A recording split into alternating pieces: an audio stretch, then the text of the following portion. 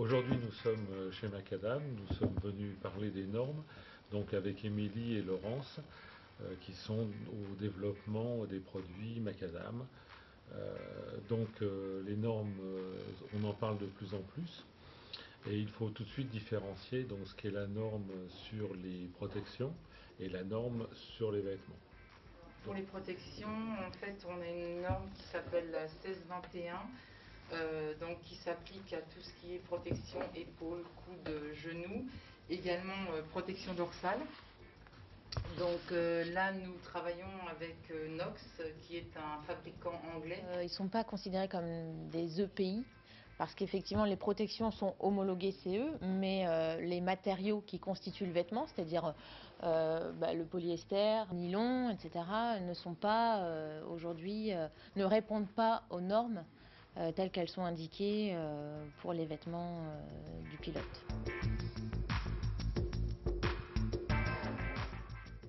Les vêtements, la norme s'appelle la norme EN 13595 et en fait on a toute une liste d'exigences.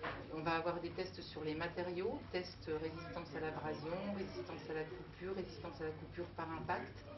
Ensuite, il va y avoir aussi des tests sur les coutures, des tests sur les déchirements. Cette veste va être testée au niveau ergonomie et également au niveau résistance pour être sûr que les protections sont bien placées dans la veste, qu'en cas de choc, les protections ne bougent pas de trop. Il y a bien sûr toujours des marges de tolérance, mais en tout cas, il y a des tests d'impact au choc.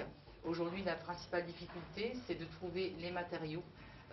Parce que même si on prend des tissus très techniques, très résistants, ils ne répondent pas forcément à toutes les exigences. Donc on est amené à réaliser certains complexes, donc associer des matériaux, donc plusieurs couches de matériaux, pour pouvoir résister. Du côté du cuir, ça va être l'épaisseur du cuir qui va en fait faire que le cuir sera plus résistant qu'un cuir classique. Mais il faut savoir qu'il y a plusieurs conséquences. La première, bien sûr, c'est le prix du produit. Un produit homologué en textile va approcher les 400 ou 500 euros. Et un produit en cuir va certainement approcher les 600 euros. Parce qu'on va devoir choisir des matériaux, comme je l'ai cité, beaucoup plus épais, plus sophistiqués, plus qualitatifs. Et il y aura à tout ça, ça correspond à un certain prix. Et ça amène la disparition de certains matériaux, ça amène la disparition même de certaines catégories de vêtements. C'est une norme, donc normalement, effectivement, c'est des normes que nous connaissons, que nous maîtrisons chez Macadam.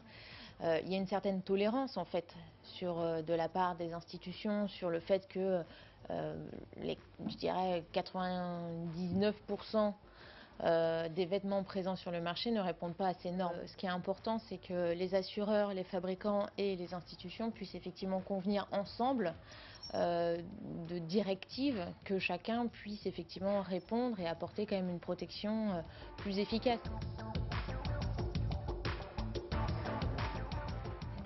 Les gants, c'est un autre numéro de norme pour continuer. Donc c'est la EN 13594. Donc en fait un gant homologué va subir tout un lot de tortures. Donc c'est un peu comme le vêtement, on doit donner des éprouvettes de matière, des éprouvettes sur les assemblages, donc chaque couture va être testée. Bien sûr la paume est vraiment vérifiée très sérieusement parce que en termes par rapport aux glissades, donc il faut s'assurer qu'on a ici un cercle qui va suffisamment couvrir et résister. Et on va tester l'ergonomie, être sûr que le gant va bien aller. Et puis on va tester le serrage manchette pour être sûr que le gant, en cas de choc, ne soit pas éjecté de la main. Le patronage du gant est important et bien sûr les matériaux. Alors le cuir, c'est bien sûr la matière de référence.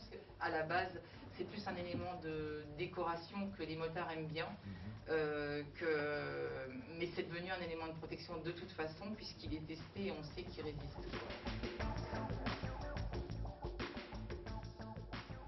En fait, c'est vrai que la norme qui est passée nous demande d'intégrer sur les vêtements, donc obligatoire pour le consommateur à partir normalement du 1er janvier 2013, un brassard ou des éléments réfléchissants à hauteur de 150 cm². au-dessus de la taille, donc 150 cm² au global, de réfléchissant et non de fluo. Chez Macadam, on a la double vision, c'est-à-dire qu'il y a des vêtements dans lesquels on va intégrer directement cette surface de 150 cm², donc c'est au total. Si on se réfère à la norme qu'on nous demande, il y a différents niveaux d'effets réfléchissants qu'il est important de prendre en considération, qui pourraient amener un surcoût, voilà, sur la fabrication du produit, donc sur lequel on essaye de jouer. Et puis il y a d'autres vêtements où effectivement, par exemple des vêtements de cuir ou des vêtements esthétiques, où on pense que le réfléchissant ne peut pas s'intégrer de manière très efficace, où on va travailler un brassard réfléchissant, toujours réfléchissant et non fluorescent, qui sera livré avec ces vêtements.